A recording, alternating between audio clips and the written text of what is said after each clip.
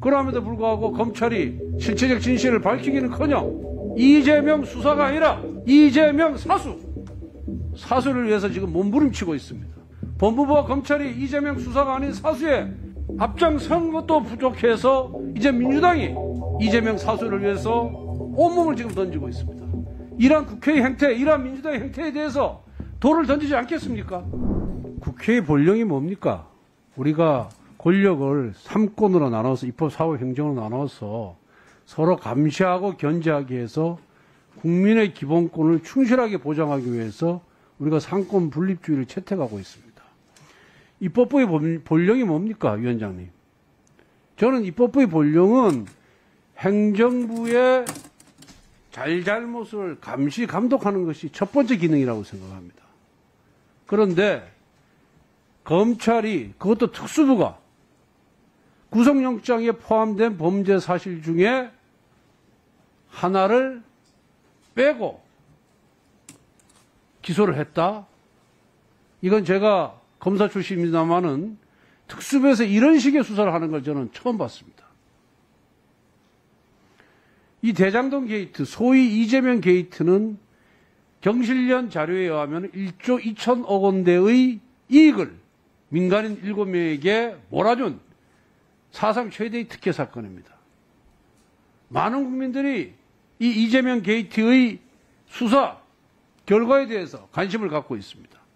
그래서 국정감사 내내 이 문제에 대한 질의가 쇄도를 했고 국민들도 많이 관심을 갖고 있습니다.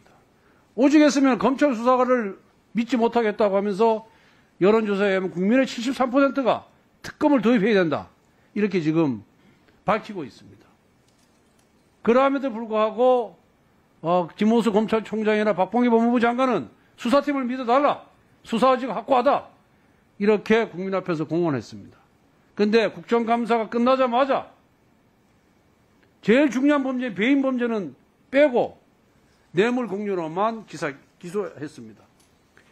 배임죄가 들어가야만 이재명 지사의 책임을 물을 수가 있는 것이고 그 배임죄로 기소돼야만 그 천문학적인 이익을 본 사람으로부터 그 범죄 수익을 환수할 수 있는 겁니다. 그리고 보존 조치도 가능한 겁니다. 그럼에도 불구하고 검찰이 실체적 진실을 밝히기는커녕 이재명 수사가 아니라 이재명 사수를 위해서 지금 몸부림치고 있습니다. 이런 의혹, 이런 잘못에 대해서 국회를 열어서 법무부 장관을 출석시킨 가운데 국민을 대신해서 그 궁금증을 물어보는 것이야말로 국회가 당연히 해야 될 일입니다. 법무부와 검찰이 이재명 수사가 아닌 사수에 앞장선 것도 부족해서 이제 민주당이 이재명 사수를 위해서 온몸을 지금 던지고 있습니다. 그렇기 때문에 이 법사위의 소집조차 동의하지 않고 방해하는 것입니다. 국민들이 과연 이거 용납하겠습니까? 납득하겠습니까? 이러한 국회의 행태, 이러한 민주당의 행태에 대해서 돌을 던지지 않겠습니까? 이렇게 큰 잘못을 하고 있는 검찰의 수사 행태에 대해서 비판하고 감시하자는데 민주당이 동의하지 않는다.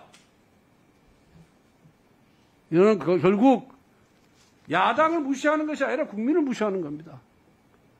우리나라의 헌법 가치와 헌법 체계를 훼손하는 겁니다. 그렇기 때문에 위원장께서 나라를 생각하고 국회의 본령을 생각하고 우리 헌법 정신을 생각한다면은 위원장이 독단으로 해도 법사위를 개최해야 된다고 생각합니다. 협의하여 개최할 수 있다고 되어 있기 때문에 위원장이 여당 간사가 반대함에도 불구하고 위원을 개최해서 법무부 장관 출석을 요구할 수 있습니다. 정말 국회사에 오점을 남기지 않는 그런 법사위원장이 되기를 바랍니다.